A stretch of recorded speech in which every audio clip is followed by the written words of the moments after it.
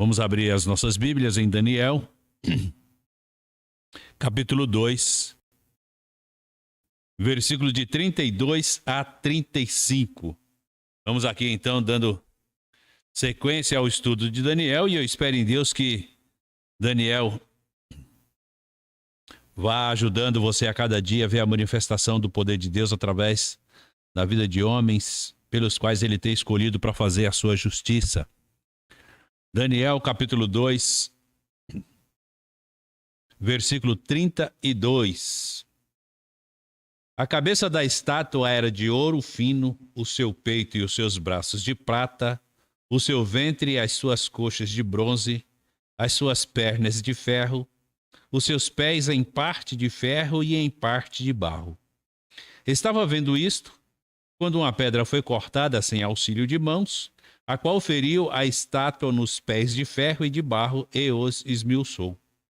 Então foi juntamente esmiuçado o ferro e o barro, o bronze, a prata e o ouro, os quais se fizeram como a palha das eiras no estio, e o vento os levou. E não se achou lugar algum para eles, mas a pedra que feriu a estátua se fez um grande monte e encheu toda a terra. Amém? Vamos orar. Santo Deus e Pai, nós te agradecemos, Santo Deus, por esta noite. Te agradecemos por ter nos dado saúde, ter nos dado mais um dia de vida, ter nos dado o alimento, ter nos dado a tua proteção, ter nos permitido chegar neste local, para podermos, Santo Deus, nos colocarmos diante de ti em agradecimento pelas providências que o Senhor tem tomado sobre as nossas vidas, sobre nossos irmãos, amigos, e pedirmos, Santo Deus, que o Senhor abra-nos o entendimento, nos dê a tua orientação, nos dê a compreensão da tua palavra, para que através da história, Santo Deus, possamos compreender a manifestação do teu poder. Pedimos que o Senhor abençoe esta igreja, abençoe a cada um dos nossos irmãos e amigos, tanto os presentes quanto os que nos acompanham através da rede, para que este tempo, Santo Deus, nos quais estaremos estudando a tua palavra, possa ser útil e possa trazer aprendizado do que o Senhor tem a nos ensinar. Oramos a ti, Deus, pedindo que perdoe os nossos pecados, em nome de Jesus. Amém. Irmãos, nós vamos ver aqui o texto do capítulo 2 de Daniel, onde Daniel então se coloca diante de Nabucodonosor para fazer com que Nabucodonosor possa ter entendimento do sonho que tinha sonhado. Então, o grande problema que Nabucodonosor queria que fosse revelado é: eu tive um sonho. Né? E qual foi este sonho? E o que este sonho significa? Então, Daniel se coloca aqui diante do rei, vai falar para o rei, como nós vimos na semana passada, no versículo 31. Tu, ó rei, estava olhando e viste uma grande estátua. Esta estátua, que era grande, em cujo esplendor era excelente, estava em pé diante de ti e a sua aparência era terrível. Eu fico pensando numa situação dessa, porque a estátua aqui de Nabucodonosor, ele poderia olhar para aquela estátua, para aquilo que a estátua representava e de repente ele vai olhando como ela era formada, e Daniel vai colocar aqui agora a revelação do sonho que foi que o rei tinha realmente visto. E ele fala: a cabeça da estátua era de ouro fino, o seu peito e os seus braços de prata, o seu ventre e as suas coxas de bronze, as suas pernas de ferro e os seus pés em parte de ferro e em parte de barro. Nabucodonosor vai olhar para isto, e eu confesso aos irmãos que realmente trouxe a ele um grande desconforto. Quando ele olhava para tudo aquilo e via que a estátua estava apoiada ou sustentada numa coisa muito frágil, ele deve se questionar, né? O que isto tem a ver comigo e que isto tem a ver com tudo aquilo que eu tenho feito? Então a gente vai dando uma olhada para a história e a gente vai vendo aqui como é que foi formado este segundo império babilônico. A primeira parte do império foi formado pelo pai de Nabucodonosor, colocamos o nome do homem aqui, Nabopolassar, né? Nabopolassar era o nome do pai de Nabucodonosor. Ele foi o primeiro imperador aqui da Babilônia.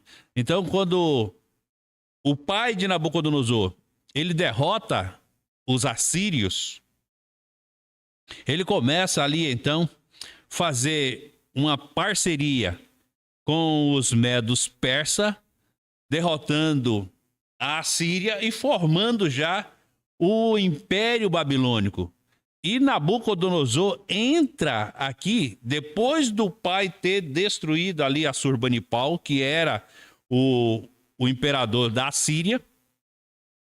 E ele então vai formando o seu reino, porque Nabucodonosor, ele já era um líder, um chefe, um general de guerra do seu pai. Então, quando da derrota da Assíria, ele já vai se fortalecendo. E quando o pai morre, Nabucodonosor então assume o Império Babilônico, fazendo ali o seu reino se firmar diante daquilo que o pai já tinha deixado. O pai de Nabucodonosor não teve ali o mesmo período, né, de glória que Nabucodonosor teve, mas ele foi fazendo o seu trabalho e foi concretizando aquilo que ele já havia estabelecido. Quando a gente olha para a história e a gente vê lá o Senhor mandando Jonas pregar aos ninivitas, né, a grande resistência de Jonas era: eu vou pregar para os assírios, para quê? Se este povo vai se fortalecer e depois esse povo vem lutar contra nós. E o grande problema era esse. Só que aqui se cumpre a profecia depois de Naum, 150 anos depois, quando a Babilônia invade a Assíria e destrói Nínive. E é bom a gente ir olhando para a história, porque o Senhor vai nos mostrando aqui como é que os homens vão trabalhando para concretizar aquilo que Deus tem como desejo no seu coração para corrigir os homens. Nabucodonosor, aqui, ele vai fazer o seu império. E qual era o grande desejo de Nabucodonosor? O grande desejo de Nabucodonosor era fazer com que a Babilônia, que era ali o centro comercial, que era ali a capital do império, fosse realmente uma cidade onde pudesse impressionar todos pela sua grandeza, pela sua beleza e por tudo aquilo que ela representava. Então, o centro cultural que Nabucodonosor herda, né, quando o pai dele destrói lá a Síria, ele leva da época a maior biblioteca que existia no mundo da antiguidade, e ele leva um dos maiores tesouros que tinha. Então ele vai herdar uma fortuna enorme. E com essa fortuna ele vai poder construir aquilo que ele então tem como desejo no coração. E quando ele invade lá, e aqui a gente está vendo aqui Daniel, por que a gente está estudando Daniel? Porque Daniel está se cumprindo lá uma profecia que a Babilônia vinha, iria destruir Jerusalém, iria saquear tudo aquilo que estava no templo e iria levar o rei, os despojos e os nobres para a Babilônia, para o cativeiro babilônico. Isso está se cumprindo. A gente está estudando aqui Daniel e a gente vai vendo aqui como é que Nabucodonosor vai se fortalecendo, como é que ele vai enriquecendo e como ele vai fazendo as pessoas submissas ao seu reino.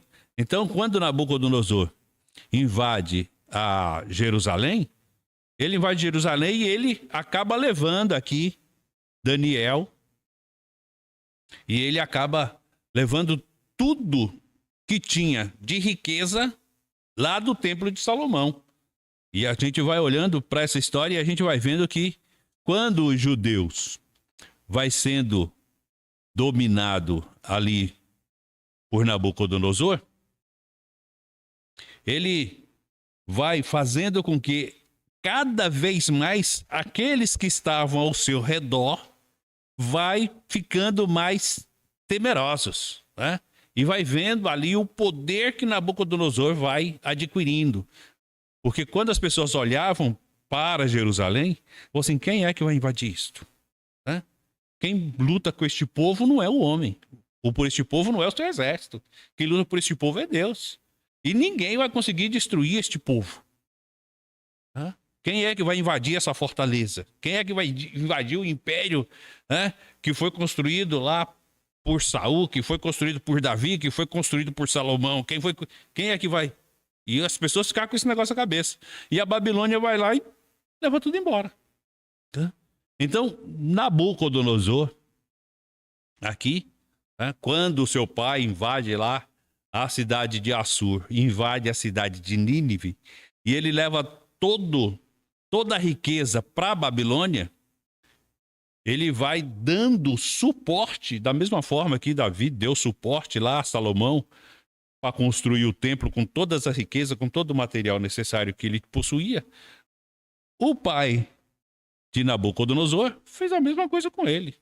E a função dos reis era esta, né? Era ir conquistando terras, conquistando povos, conquistando riquezas e fazendo com que realmente a sua nação fosse aí se enriquecendo e se fortalecendo, tanto belicamente quanto em poder de financeiros.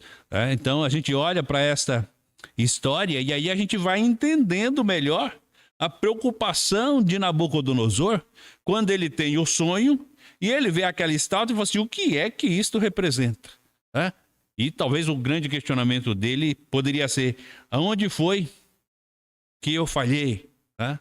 Hoje, se nós formos olhar para a história, a gente ainda vê, tá, da arquitetura antiga duas coisas na história, não, parte dela já não existe mais, mas é duas coisas que são consideradas aí da patrimônio, né, da arquitetura antiga, que é o Jardim Suspenso da Babilônia e que é, então, a Torre de Babel, mas não aquela Torre de Babel construída lá pelos filhos de Noé quando sai da arca, né?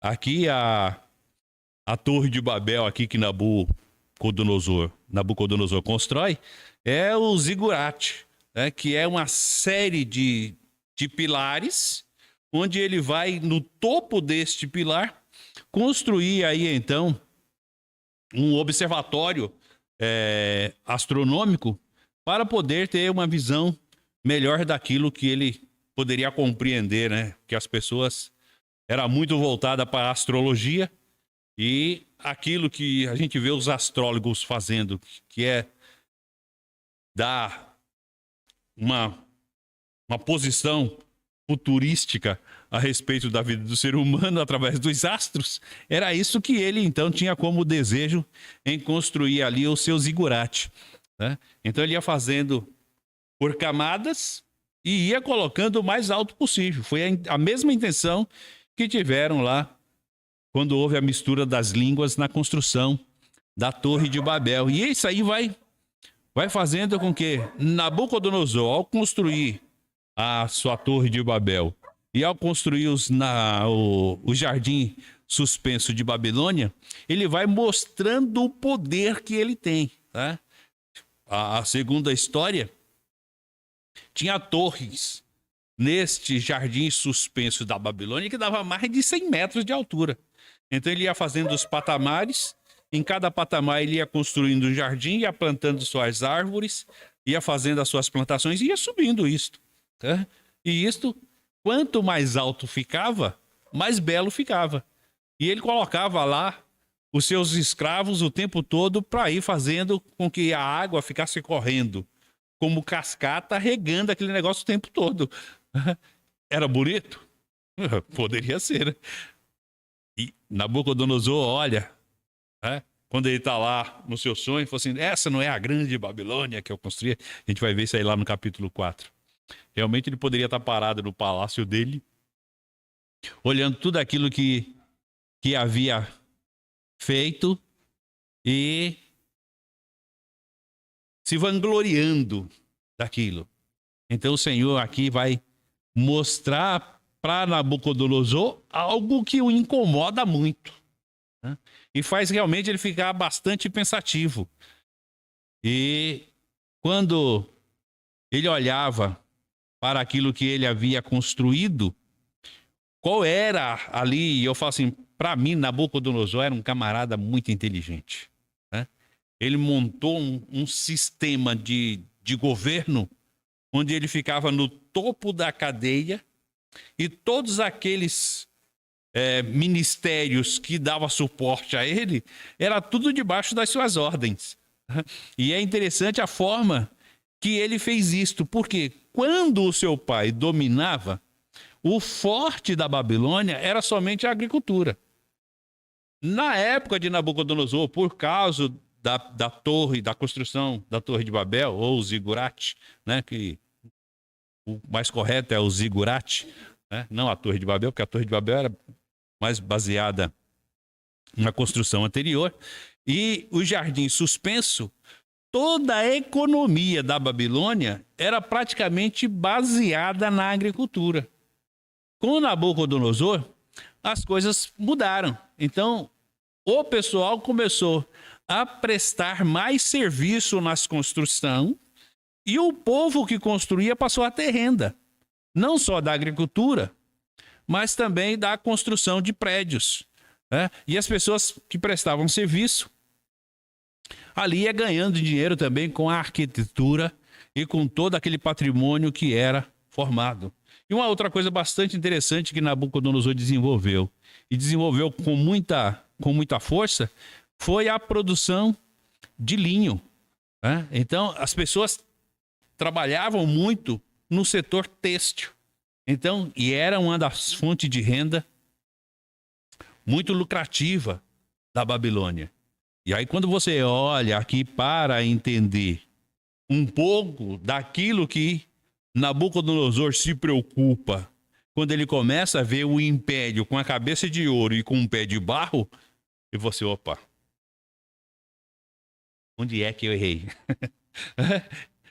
Por que é que esse negócio tende a se desmoronar com tanta facilidade?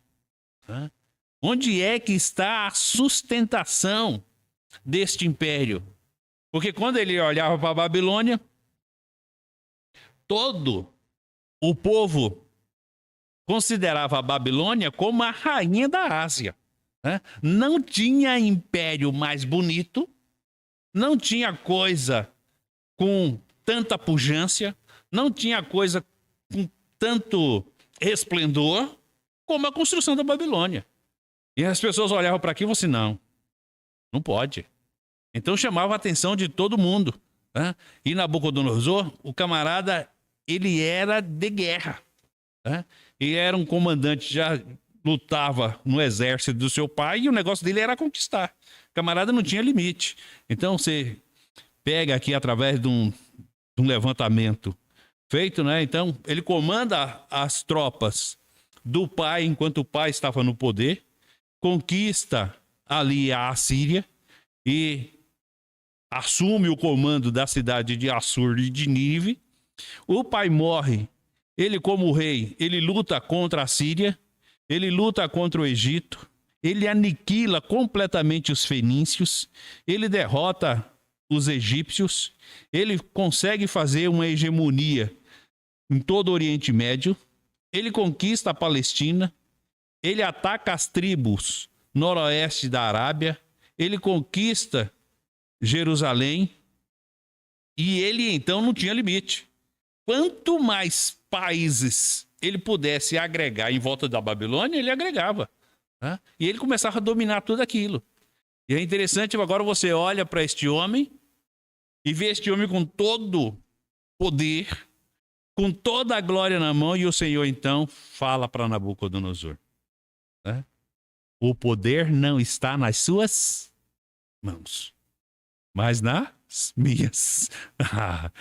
E aí eu falo para os irmãos, não existe nada pior para o homem do que saber que ele é mortal.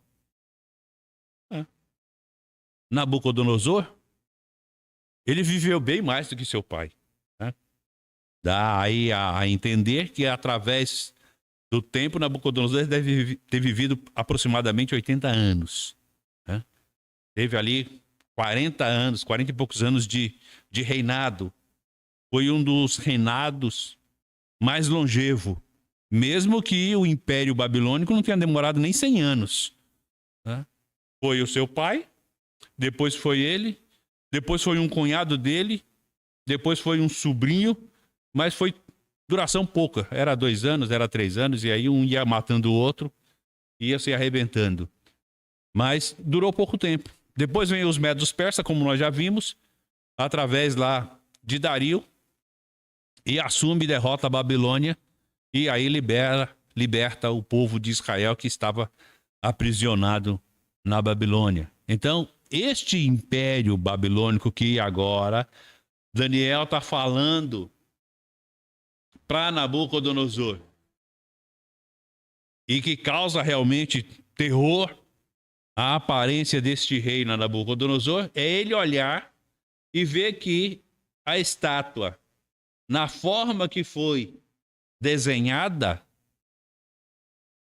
incomodava ele. E eu vou falar uma coisa para os irmãos, né? Quando nós olhamos para a antiguidade, a gente vai vendo que os povos, eles sempre davam muito valor àquilo que fazia parte no ser humano do tronco para cima. Do tronco para baixo não tinha importância quase nenhuma, né? Então, do tronco para cima, era que as representações tinham aí mais peso, né?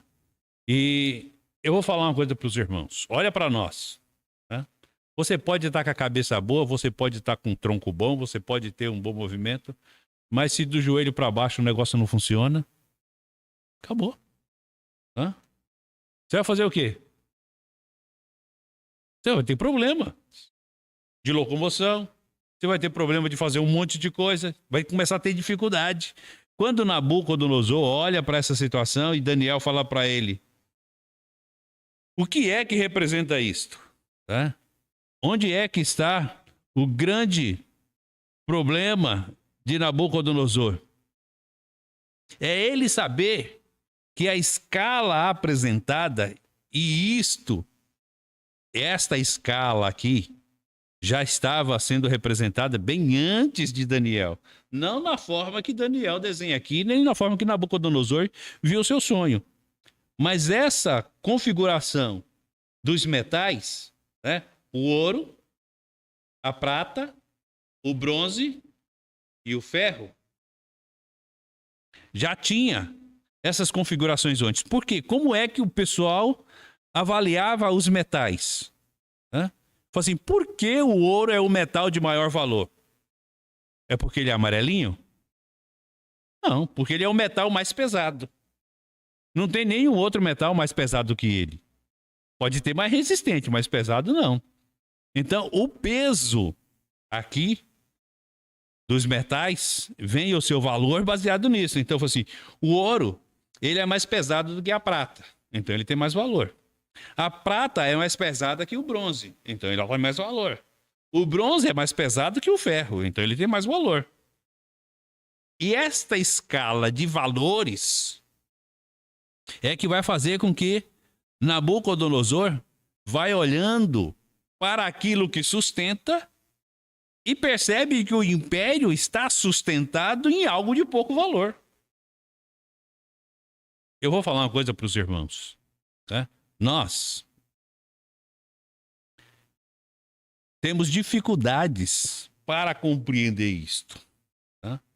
Já pensou se o ouro estivesse nos pés e o barro e o ferro na cabeça.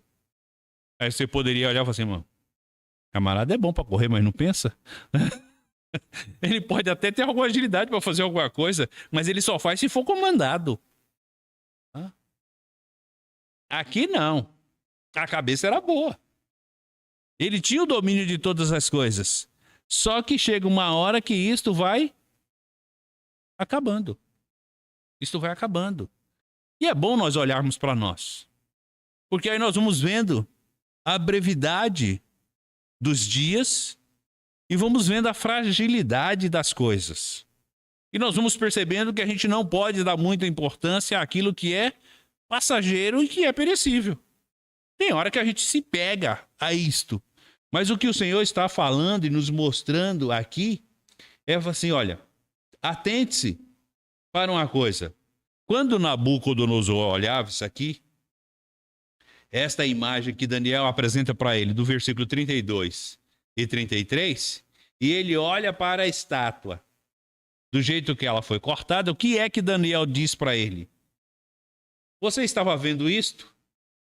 Quando uma pedra foi cortada sem auxílio de mãos, a qual feriu a estátua nos pés de barro, de ferro e de barro, e as esmiuçou. Assim, Nabucodonosor, foi isso que você viu? Ele foi. Olha como é que Deus trabalha com as coisas. Tudo aquilo que você achava que era a sua fortaleza, tudo aquilo que você achava que era o grande esplendor, tudo aquilo que você achava que estava a sua glória, onde estava o seu poder, onde estava toda a sua pujança, onde estava todo o seu domínio, onde você subjugava todos os reinos, as coisas foram esmiuçadas no estalar de dedos. Quem foi que fez isso? Assim, apenas uma pedra rolou e destruiu tudo isto. O que é que Daniel está mostrando para Nabucodonosor? Que os fins dos tempos deles, do seu reinado, do seu império, estava chegando. Quanto tempo ia demorar isto? Eu assim, vai ser muito rápido. Vai ser muito rápido. E Nabucodonosor estava sendo usado e o período no qual ia se findando o cativeiro do povo hebreu, ou dos judeus, ia também se findando o Império Babilônico. Porque completou ali os 70 anos de cativeiro do povo judeu, que Deus usou a Babilônia para fazer justiça. A Babilônia agora ia ser castigada porque ela castigou o povo sem a permissão de Deus. Então, assim, agora Daniel está mostrando para Nabucodonosor como seria, então, aqui o fim do seu reinado. E ele fala assim, olha, a pedra que foi cortada sem auxílio de mãos feriu a estátua nos pés e tudo foi destruído. E aí Daniel, então, vai mostrar para Nabucodonosor. Então foi juntamente esmiuçado o ferro, o barro, o bronze, a prata e o ouro, os quais se fizeram como a palha da eira do estio. Qual é o grande problema disto?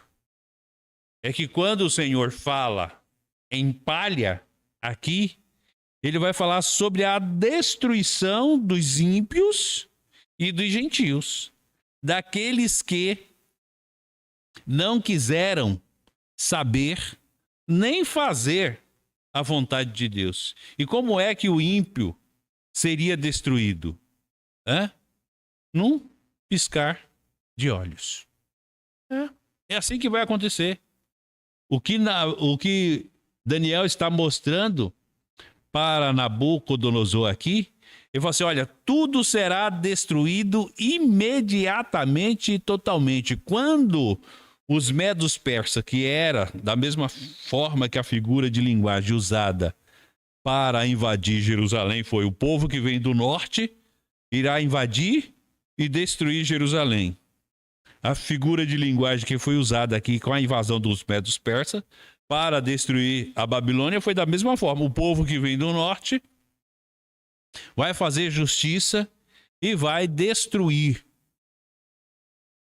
Babilônia imediatamente e totalmente. Quando você olha aqui, fazendo a comparação da linguagem, da figura de linguagem aqui de Daniel, eu vou assim, tudo isso se fizeram como a palha na eira do estio. E o vento os levou, e não se achou lugar algum para eles. Mas a pedra que feriu a estátua se fez um grande monte e encheu toda a terra. No dia do juízo, os ímpios serão julgados e não resta a eles uma outra coisa a não ser a destruição. Assim, da mesma forma que o vento passa para separar o joio do trigo e fazer a limpeza, separar uns dos outros, da mesma forma que o vento passa na peneira, né? Os que já viram peneirar aqui grãos, né? Que o camarada joga a peneira para cima e o vento passa, ou senão fica o camarada ali de vez em quando a peneira é pequena, soprando, né? Para espantar aquelas palhas leves do meio dos grãos. Era isso que ia acontecer. Assim, vai ser tão rápido separar um do outro que você não vai ter tempo de se atentar para aquilo que está sendo feito. Isto foi a preocupação de Nabucodonosor. E ele sabia que não haveria lugar nenhum onde ele pudesse se apoiar. O texto diz que o vento levou e não se achou lugar algum para eles. Lugar algum para quem? Para os ímpios.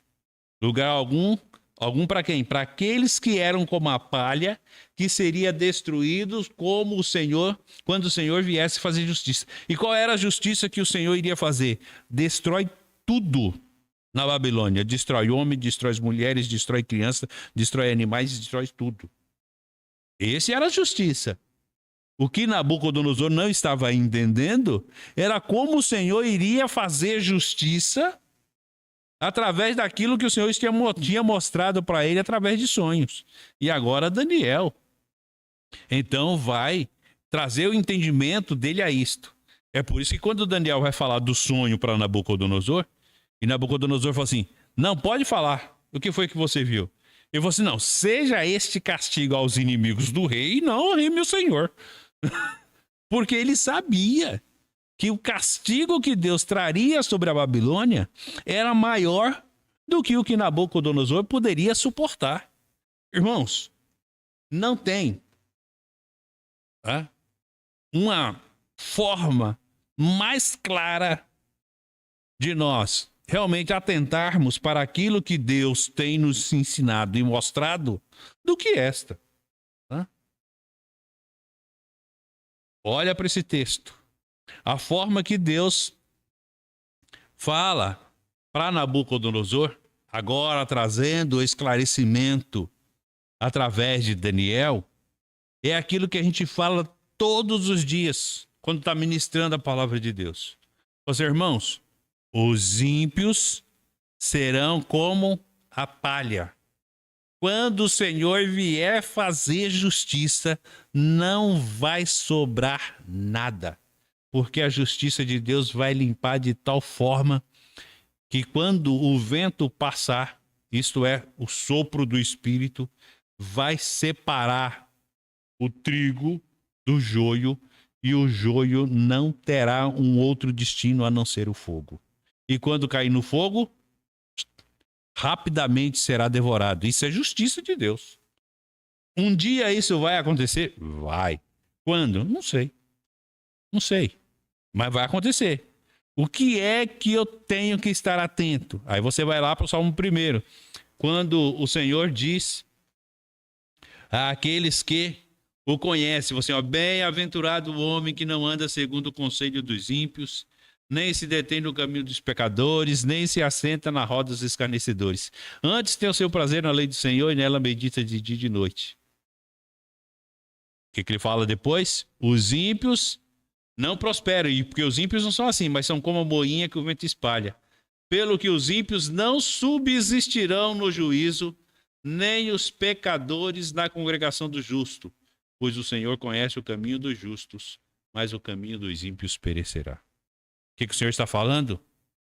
Nabucodonosor, o seu império é como a palha.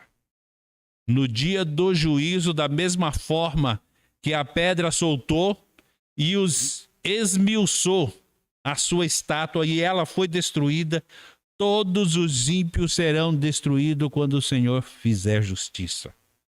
O que é que se tornarão? Se tornarão num montão de pedra. Não vai sobrar nada. Eu espero em Deus, que nós a cada dia possamos, estudando a sua palavra, vamos tendo entendimento, e o esclarecimento trazido possa nos fazer compreender o que o Senhor tem nos ensinado a cada dia. Nabucodonosor estava com dificuldade de entender. Daniel vai lá e esclarece a ele. E o propósito de Deus não é que nós conheçamos somente a história, mas que nós possamos realmente tomar a decisão de fazermos aquilo que o Senhor tem requerido de cada um de nós. Porque um dia o Senhor vai fazer justiça. E só vai estar com ele, aqueles que são dele. Porque os que não são serão consumidos pelo fogo da justiça de Deus. Espero que o esclarecimento tenha trazido entendimento e que você tenha aprendido um pouco mais aí a respeito do livro de Daniel e da história de Nabucodonosor.